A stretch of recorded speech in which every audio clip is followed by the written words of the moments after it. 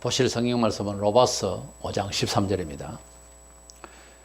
죄가 율법이 있기 전에도 세상에 있었으나 율법이 없었을 때에는 죄를 죄로 여기지 아니하였느니라. 아멘. 우리 사람 살아가면서 사회 공동체 속에서 짐승과 다른 것은 질서를 위하여 도덕성, 윤리성, 사회성이라는 것이 함께 공유하는 사회를 살아가면서 필요합니다. 그래서 어느 시대는 어느 지역에나 규범이라는 게 있어요. 짐승들도 기본적인 자기 생존을 위한 혹은 에어리를 지키는 어떤 룰이 보입니다. 우리 사람은 문화인이기 때문에 문화적인 삶을 공동체가 살아갈 때에 규제라는 것이 있고 그래야 또 질서가 잡히는 거죠. 그에 대한 불법상이 나오면은 이제 법을 정해서 그것을 다른 사람들은 또 그렇게 되지 않도록 형벌을 가한다든지 위해를 가한 사람에게 벌을 준다든지 또 해를 받은 사람에게 만족도를 위해서 어떤 배상을 한다거나 그런 마음의 소원을 위해서 법이 지켜주는 한도가 있습니다. 그래서 우리 사람이 살아가는데 뭐가 죄며 또 그 죄의 형벌은 어디까지가 정당성이 있을까 하는 것에 대해서는 나라와 시대마다 다 차이가 있어요. 우리 지구촌에서 한 시대를 살아가면서도 어떤 곳에서는 그게 죄가 되는데 어떤 곳에서는 죄가 안 되고 오히려 잘한다고도 할 수 있는 그런 이상한 현상들을 우리가 보게 됩니다. 그만큼 사람이 살아가는데 시대와 지역적인 차이를 하나로 통일할 수 없는 이런 난점이 우리 사람에게 있다고 하는 것이 불행이죠. 똑같이 생각이 안 돼요, 그게. 그래서 우리가 하나님을 만나서 무엇이 죄며 또 그 죄에 대한 형벌은 무엇인지 성경에 이런 바가 뭔지를 똑똑하게 알고 이에 대해서 적극적으로 우리 삶의 문화 질서 또는 하나님께서 역사하심에 우리가 잘 따를 수 있는 그런 어떤 법 질서에 대해서 그 규범에 대해서 알고 있어야 되겠습니다. 먼저는 죄란 무엇인가 하는 정의를 내릴 때에 기독교인으로서 성경 진리를 아는 사람으로서 하나님을 아는 사람으로서 죄가 무엇이냐 이렇게 누가 물으면 또 본인이 그렇게 알고 있어야 할 것은 하나님의 뜻을 벗어난 것을 죄라고 합니다. 한마디로. 그러니까 하나님의 뜻이 아니면 다 죄가 된다는 거죠. 처음에는 그 말이 부당하게 들릴 수 있습니다. 우리 부모가 또는 우리 사회가 우리 시대가 좋다고 여기면 그것이 좋은 것이지 왜 하나님을 안 믿는다고 해서 그게 죄가 되느냐 이렇게 불만할 수가 있는데 그것을 깊이 연구해 보면은 우리 사람이 가지고 있는 가치관이라는 게 그게 변화무쌍하고 지역적 차이가 있고 통일될 수가 없어요. 이래서 뭔가 의문이 늘 있다는 거죠. 사람이 가지고 있는 판단은. 그래서 성경 진리는 최소한 우리가 신구약 성경 완성된 지금부터 2000년 전부터 흘러오고 있는 기독교가 말하고 있는 죄가 무엇인가 하는 것에 대해서는 오랫동안 지금 공유하고 있는 부분이고 그 전에 또 고대로부터 가지고 있는 하나님의 율법이 지금도 그 효율성이나 정당성, 그 권위에 대해서 다들 법학을 전공하는 사람들은 인정을 하고 있습니다.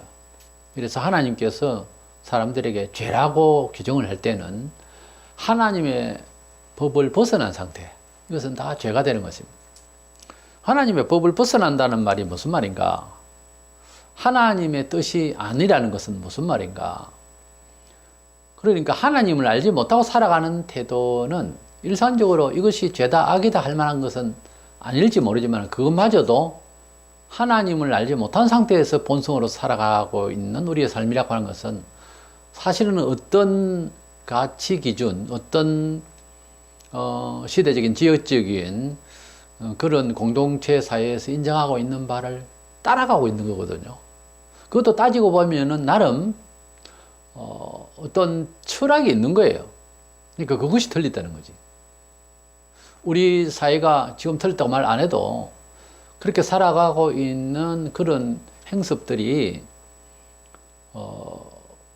진작 반성을 할 수 있는 기회가 없어서 그렇지 잘하고 있는 건 아니다 인 거죠. 그래서 하나님을 떠나 있는 모든 상태가 다 죄스럽다 하는 결론이고, 죄는 사망이라 하였으니 세상에서 여러 형태로 살았지만 결국 죽을 때 허무하다라고 느낀다면 결국은 죄스러웠다는 이야기하고 같은 이야기죠. 그가 되겠죠. 그래서 죄가 율법이 있기 전에도 세상에 있었으나 그랬어요. 그러니까 하나님의 말씀, 율법 이 있기 전에, 그러니까 우리 같은 경우에 역사적으로 말하자면 복음이 들어오고 하나님 뜻이 우리에게 전달되기 전부터 우리는 죄를 짓고 있었다 이런 뜻이죠. 어떤 죄를 지었단 말입니까? 뭐 조상 제사를 드린다. 지금도 마찬가지로 제사를 하는 사람이 이거 죄가 된다. 누가 그렇게 생각해요? 근데 하나님의 뜻이 들어와서 우상 숭배하는 죄다. 이렇게 이제 성경에 규정을 하잖아요. 그럼 그게 이제 죄가 되는 거죠. 그 시대의 그 지역적인, 그 가정적인 풍습에 의해서 죄라고는 안 여기는데 성경에는 그것이 죄라고 말하고 있거든요.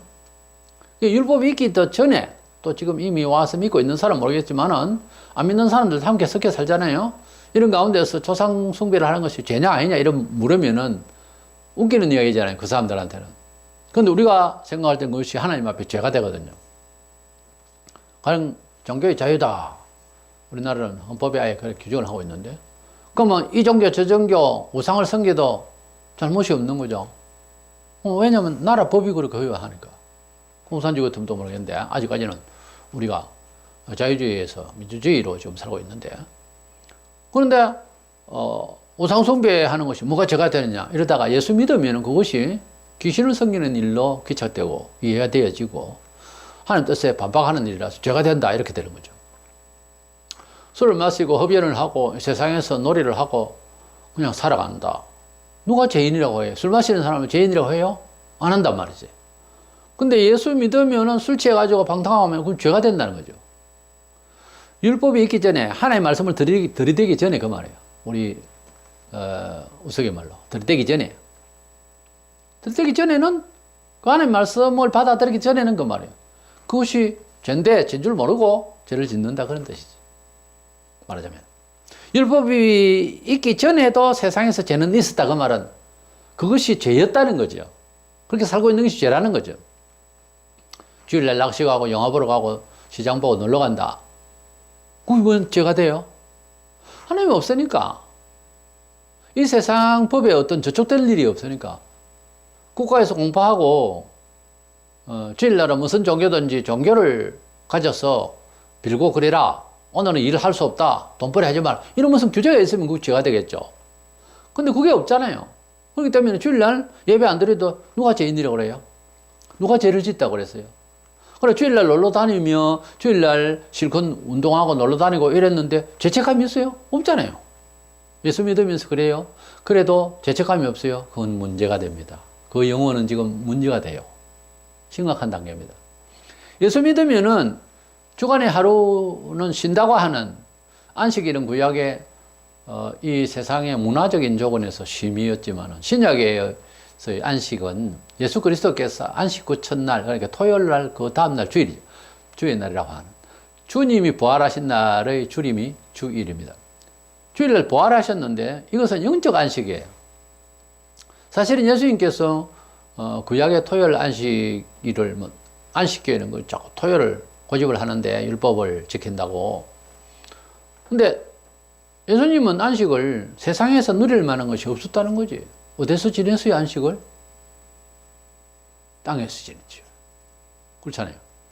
그래서 예수님께서 우리에게 주신 새로운 완전한 안식은 영적인 안식으로서 우리 영혼이 평안할 날, 부활을 기념할 만한 날, 천국을 상징하는 날, 여러 가지로 기쁨이 충만하게 살아가고 세상 일에 대해서 육신의 일을 위해서 애쓰던 모든 것을 내려놓고 쉼을 얻는 날이 바로 주일입니다.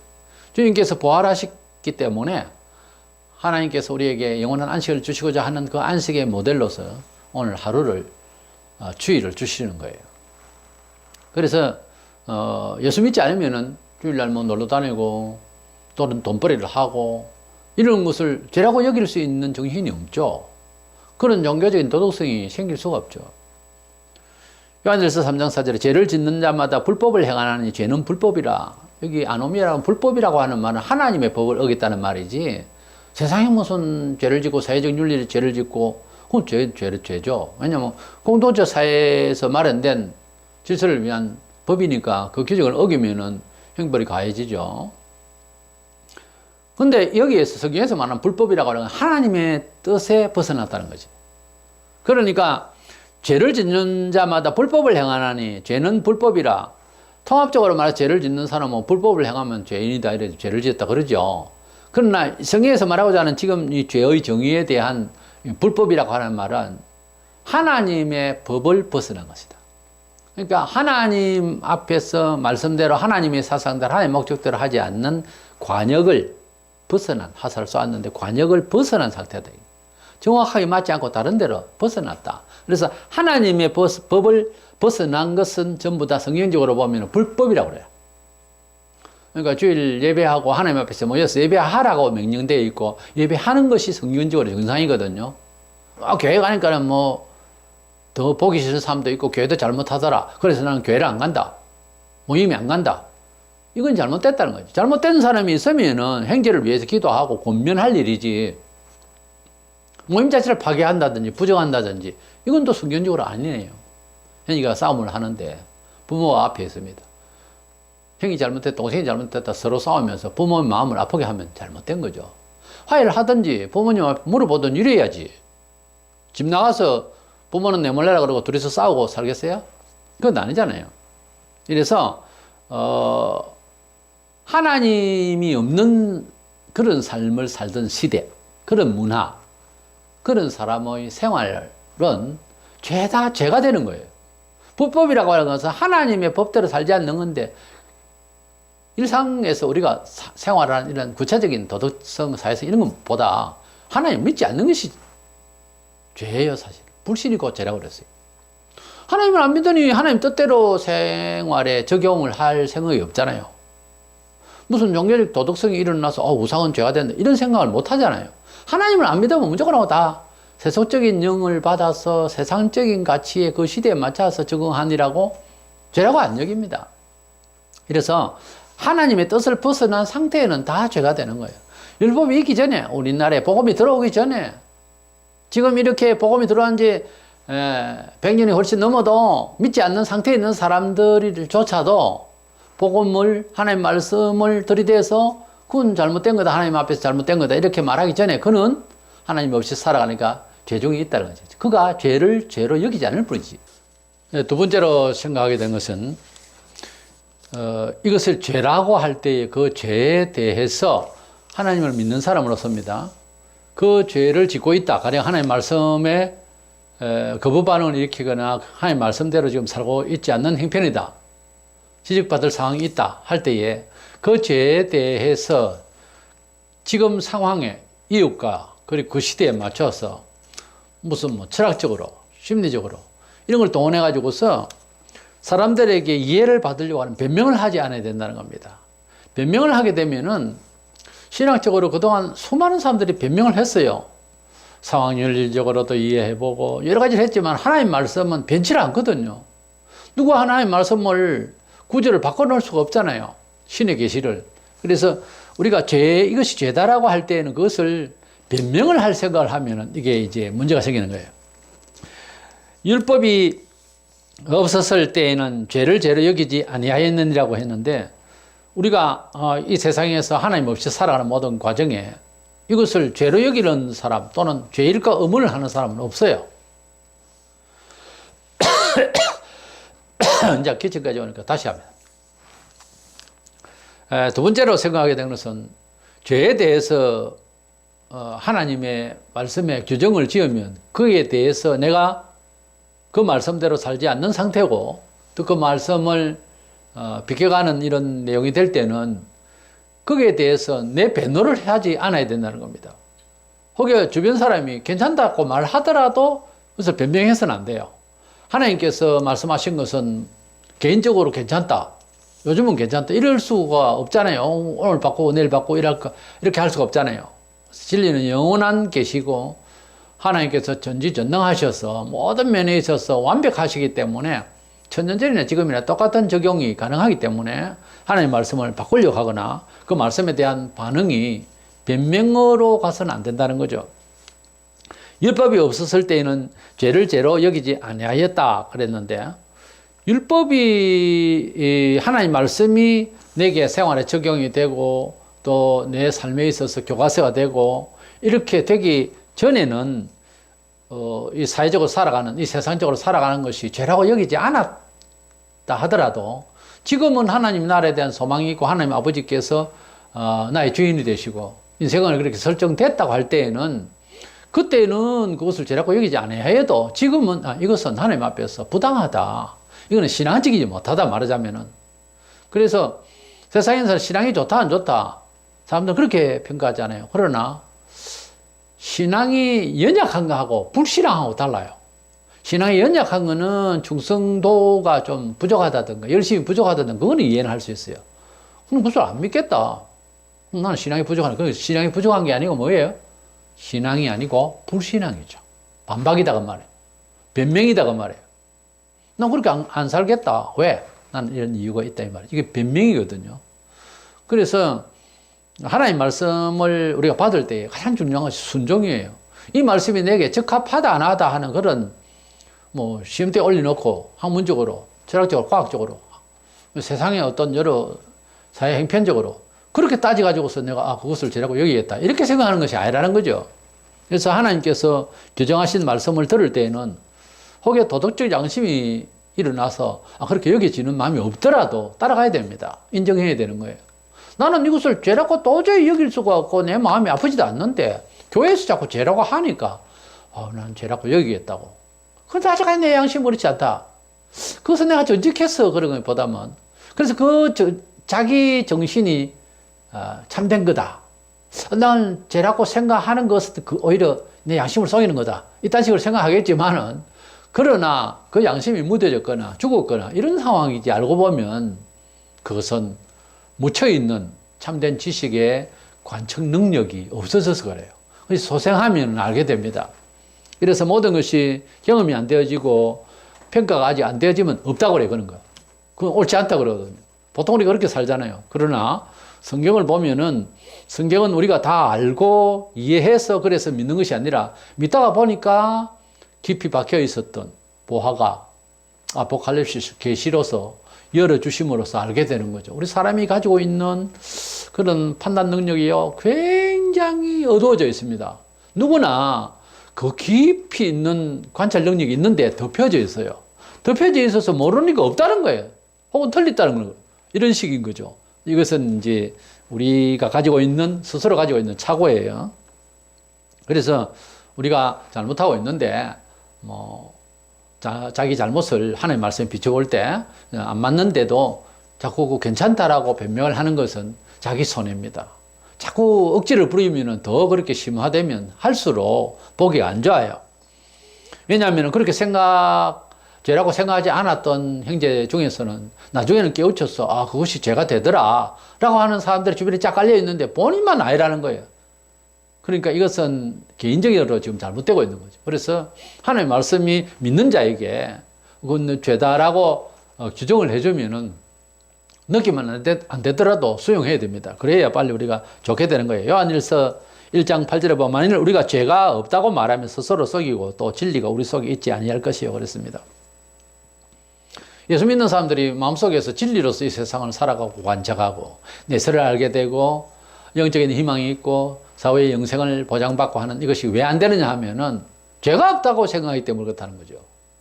이제 어떤 일부 부분에 대해서는 나는 부모에도 죄가 많고 뭐 그런 거야 당연하죠. 그런 것만 말하지 하나님을 안 믿고 사는 어떤 일들에 대해서, 목적에 대해서, 사상에 대해서는 죄라고 생각 안 하거든요. 그러다 보니까 자연히 우리 속에서 참된 진리는 거주하지를 못하는 거죠. 근데 예수 믿는 가운데서도 하나님의 진짜 참된 계시의 말씀을 진정으로 사모하고 진리가 속에 있어서 꿈틀거리고 범사의 판단의 기준이 되고 이런 분들은 영혼이 살아있어요. 영혼이 살아있고 이 세상 정도는 넉넉히 이길 수 있는 놀라운 자신감이 있어요. 묘하게도 하나님의 말씀을 따른다고 하는 것은 세상 사람들이 바라볼 때 어떤 종교인이다 이렇게 생각하거든요. 과하게 믿으면 그것을 종교인으로서 광신도다 뭐 이렇게 치부를 하지만은, 그러나 하나님을 제대로 깨달았고 하나님이 주시는 소망에 대해서 희열을 느끼고 하나님 말씀대로 살렸고 생활하자 패턴을 갖다 막 바꾸어 나가고, 힘들지만 바꾸어 나가고 또 모험적으로도 해보고 막 이렇게 하는 사람들 마음속에 뭐가 있냐면 세상을 이기는 힘이 생긴다니까요. 그것을 경험해 보면 아십니다. 이래서 우리가 죄가 없다라고 생각을 하면 할수록 은혜를 못 받아요. 과거로부터 성경의 믿음의 영웅들이요, 공통부모가 있었어요. 그리고 세상을 살아가면서 간증거리가 많고 참 큰 믿음의 행사를 한 사람들의 공통부모가요, 똑같아요. 나는 죄인이라는 거예요. 나는 부족하다는 거예요. 나는 늘 연약하다는 거예요. 그렇기 때문에 예수님이 필요합니다, 이런 식인 거예요. 그런 사람들은 또 똑같은 생활 패턴이요, 기도를 많이 했어요. 내가 한시라도 그냥 하나님의 영의 인도를 받지 않으면 본성대로 산다는 거지. 예수 믿는 데는 명분은 있는데 우리가 그것을 빨리 시인해야 돼요. 그러니까 조금씩 할 수 있는 건데, 하나님 앞에 적극적으로 기도하고 생활을 해나가려고 그러고 선택을 하려고 그러고 또 기도하고 이래야 되는데, 일일이 다 맞는 말인데 믿음을 행사하지 못하는 일. 제가 알고 있는 어떤 교회 집사님은 말을 내놓으면 하나도 틀린 게 없어요. 다 옳아요. 다 맞는데 교육자가 불편한 거예요. 그래서 어떤 교육자님이 내게 말씀을 해주시는데, 저 사람의 약점은, 저 집사님의 큰 약점은 뭔가 하면 자신이 부족하다는 것이 없다는 게 약점이라는 거예요. 이 얘기를 들어보면 다 맞거든요. 다 맞는데 문제를 일으킨다. 이럴 때는 이제 문제가 뭐 있냐면은 본인이 그렇게 겸손하게 기도하고 헌신적인 기도가 없고 하기 때문에 그런 문제가 생기는 거예요. 그래서 우리가 삶을 살아가면서 항상 문제는 내한테 있다, 나의 부족이다, 이런 생각을 많이 하면서 삶을 살려고 하는 사람은 회개가 많고 기도가 많고 겸손 운동이 자동적으로 필요한 사람으로서 살아가는 모습이 보여요. 그런데 믿음으로 살지 않고 머지로 사는 사람, 반은 의지로 살고 반은 교회를 나오고 뭐 이런 정신으로 사는 사람은 그렇게 기도를 많이 안 해요. 많이 필요를 못 느낀다는 거지, 정서상. 교회를 오래 다닌다고 기도를 많이 하게 되고 안 그래요. 전혀 비례한 것은 아니에요. 교회를 오래 다니면 기도를 아주 오래 해야 된다는 것을 아는 것이 정상인데, 원래는. 왜냐면 많이 배울수록 하나님의 은총을 많이 받아가면서 에녹처럼 동행하다가 하늘로 날아갈까봐 할 정도로 기도를 나는 더 필요해, 이런 사람이 돼야 되는데 의외로 그렇게 안 돼요. 오래 믿을수록 기도 더 안 한다니까요. 왜? 다 아니까. 다 안다 이거지. 응? 다 알고 있다, 다 들었다, 다 해봤다는 거죠. 안 됐더라 이거지. 그건 내 알아서 하는 거예요. 이게 이제 거슬러 놓은 거예요. 이게 이제 문제인 거예요. 하나님을 믿는 참 믿음의 영웅들은 성경에 보면 끝까지 겸손했어요. 끝까지 기도가 필요했어요. 끝까지 낮아졌어요. 매일같이 낮아지고 죽는 순간까지 낮아졌어요. 순교자들의 특징이요, 미리 생활에서 자아가 죽었어요. 안 그러면 못 죽어요. 칼 들이대 보세요. 못 죽는다니까. 미리 죽어놔야 돼요. 미리 예수님의 이름으로 자기 희생의 각오가 되어 있는 사람, 그런 삶이 되어 있는 사람, 그런 삶을 사실은 살고 있는 사람이 순교할 수 있어요. 안 그러고는 내 마음대로 살고 내 이기심으로 살고 내 본성대로 살고 내 잘난 척, 내 교양대로 다 살다가 죽는 순간에 딱 오면 잘 죽을 것 같습니까? 안 돼요. 그렇게 예사롭게 취급할 수 있고 선택할 수 있는 게 아니에요, 순교가. 순교만 다 잘해야 된다, 다 해야 된다, 그런 뜻이 아니라 순교적 신앙이 성경에서 제일 잘 믿는 신앙이 지표예요, 사실은. 그게 롤 모델입니다. 순교할 정도로 믿어야 되는 것으로 성경은 또 말씀하고 있어요. 완전히 자기 십자가를 지고, 자기 십자가 뭡니까? 궁극적으로 죄수가 지고 와서 못 박혀 죽는 것입니다. 자기가 완전히 죽어야지. 안 그러면은 주의 일이 이루어지지 않습니다. 주님을 기쁘시게 해드릴 수 있는 일을 발생하지 못해요. 이래서 세상에서는 죄가 아니라 하더라도 성경의 규정상 그것은 죄라고 형제가 이야기하고 하면 들어야 됩니다. 예를 들어서 사회에서는 별 잘못이 없다 하는데 교회에서는 가령 주일 예배도 안 드리고 일 나가고 교회 중직자가 그것도 그래서 이제 고민을 한다, 또 징계를 한다. 근데 안 듣는다. 요즘 징계 군직을 잘 안 하거든요. 안 듣는다 이거야. 다른 교회 가버린다 이거야. 다른 교회는 나무라지도 않다 이거예요. 이게 정상이 아니에요. 세상에서는 이미 죄라고 규정하지도 않아서 그런 거는. 근데 교회에 들어와서 하나님의 뜻대로 사는 산소망을 가진 사람은 하나님 아버지의 뜻대로 산다는 사람이 뭘 잘못했다. 그랬을 때는 권정을 해요, 교회에서. 권면을 하고 이래 저래도 안 되면은 징계를 합니다. 뭐 예를 들어서 한 달 동안 뭐 기도를 늘 해줘야 할 사람, 중직자가 기도를 하지 마라. 몇 개월 동안 뭐 수찬 정지, 뭐 기도 정지, 뭐 그리고 뭐 당회관 정지, 뭐 이런 것을 할 수 있어요. 목사든 장로든 집사든. 그런데 그 말을 들으면 그건 하나님 말씀을 두려워하고 세상 법보다 하는 정상적인 산소망을 가진 사람의 태도예요. 근데 안 듣는 거예요. 안 듣고 다른 교회 가버린다든지 이런 상황이 벌어지는 거예요. 이게 하나님 자녀입니까? 다른 교회, 이 교회에서는 말을 안 듣고 치료를 했는데 다른 교회에 가서는 장로를 한다 가령. 이게 정상입니까? 이 교회는 저 교회는 만국교회가 서로 소통하는 건데 하나님 뜻대로 살아야 되는 건데 교단이 다르다고요? 교단이 달라도 원래는 하나님 뜻 앞에서는 똑같아야 돼요. 그렇잖아요? 하나님 뜻이야 하면 교단이 달라도 아무리 교리가 뭐 어때도 하나님 뜻이라 할 때는 그 교리가 극단적인 상황 아니면 조금씩 틀릴 수 있어요. 그러나 하나님의 법을 중간 하나님 법을 어겼다 했을 때에 권면을 안 듣는다. 나아가서는 권정을 안 받는다. 이건 아니죠. 하나님 백성은 그렇게 살면 안 되죠. 이래서 우리가 세상을 살아가는 데 있어서 뭐 인격 중심 또는 여러 가지 철학이 있고 할 수 있는데 그 다양한 삶의 방식을 논하자는 게 아닙니다. 교회는 획일하게 하나님의 뜻대로 살아야 되는 것이 교회입니다. 그것이 가타부타 여러 철학적으로 논란을 많이 해왔죠. 특별히 20세기 와가지고 20세기 말까지 얼마나 많은 자유주의 신학자들이 논란을.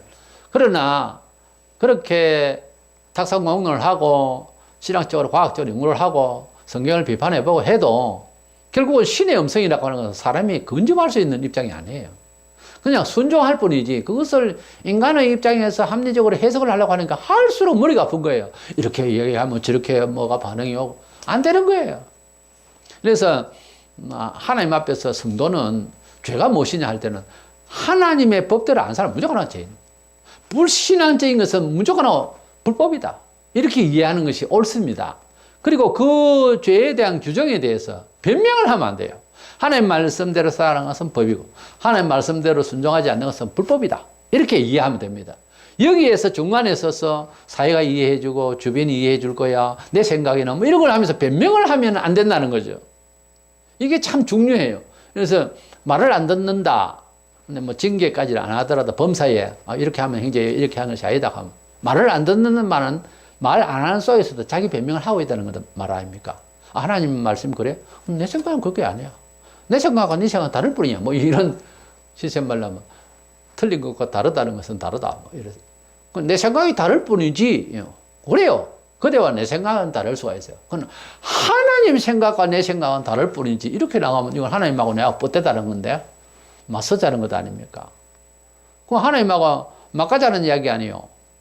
그게 처음부터 얘기 안 되잖아요. 그런 분하고 무슨 하나님 대 사람으로서 공경하며 신앙할 일이 무엇입니까? 그렇게 막가자면. 하나님의 뜻 앞에서는 너와 나 사이의 얘기 논란은 거치고 하나님 뜻에 맞는 거 안 맞는 거 그것만 생각하면 되는 거예요. 그렇게 할 뿐이죠. 저 사람은 그 사람이 어쨌든 내가 하나님의 말씀에 규정이 안 맞으면 변명을 하면 안 된단 말이에요. 신학을 공부를 하다 보면은 유럽식, 서구식 조금 질이 틀려요. 지역적인 풍습이 있고 문화가 있으니까 조금 다른 신학을 터치를 하는데 대부분 망한 신학, 잘못된 신학은요, 변명을 자꾸 하려고 그래요. 상황윤리적으로 이해하고, 뭐 전쟁이 터졌으면 2차 대전 이후의 생각이 다르고, 상황에 대해서 자꾸만 이해를 하려 하니까 이게 이제 시대의 사조에 따라서 시민들의 의식을 따라서 자꾸 성경을 보려 하니까 이게 문제가 생기는 거예요. 성경은 그래 보는 것이 아니고 너와 나의 확연적인 요소가 아무 소용이 없습니다. 진리를 규정하는 데는 진리는 진리 자체가 규정하는 거예요.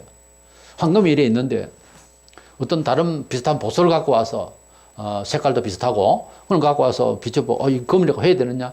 이래가 금이 아니잖아요. 금은 금이잖아요. 금 자체에서 금이지. 금이 이것이 금이다. 이것도 금같이 생겼네. 옆에다가 보석을 다 그냥 치장을 하고 그래가 이거는 이 금보다 이게 더 금 같아. 그런다고 해서 이 금이 되는 겁니까? 누렇다고 해서?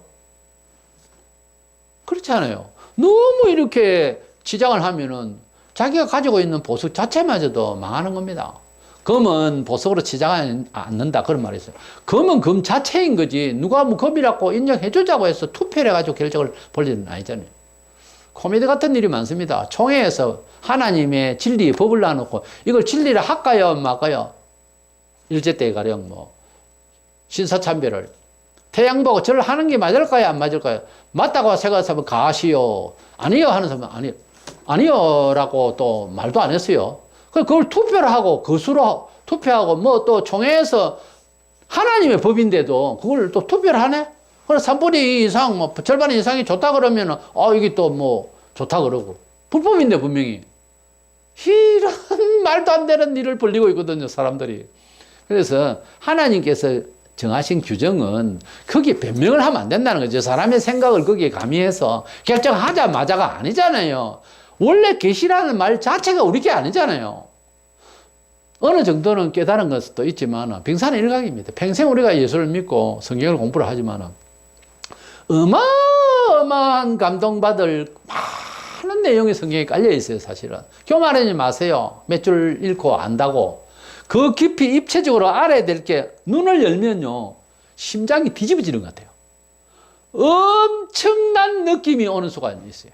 앞이 세상이 간 곳 없고 딱 주님만 보이는 순간이 와요. 내가 지금 길을 걷는지 안 걷는지 모를 정도로 성경 한 구절 구절이 열리기 시작하면 엄청납니다. 어마어마합니다. 주석을 다 하고 성경을 공부를 많이 하고 예수를 오래 믿고 직분을 가지고 다 된 줄 압니까? 천분의 만분의 일도 아니에요, 아직까지는. 평생요, 아주 천국 한 귀퉁이 정도 그렇게 보일다 말듯 하다가 죽는다 해도 과언이 아니에요. 우리가 하나님 말씀을 읽을 때에 그럼 환하게 보고 그럼 환히 체험하고 환하게 보이고 입체적으로 보이는 건 어떻게 하면 됩니까? 순종하며 고난을 격려해야 됩니다. 성경에 고난 격려하지 않고는 하나님 말씀을 몰라요.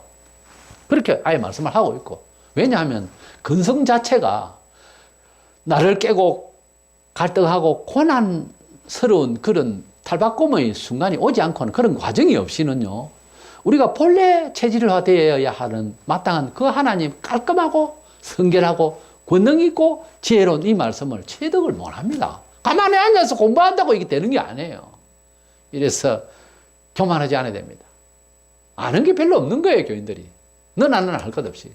그래서 진리를 체험하고 보면 하나님 말씀이라 그러면 못 깨달아도 분명히 이거는 따라야 될 말씀이다. 순종하는 것이 최고 잘하는 처세입니다.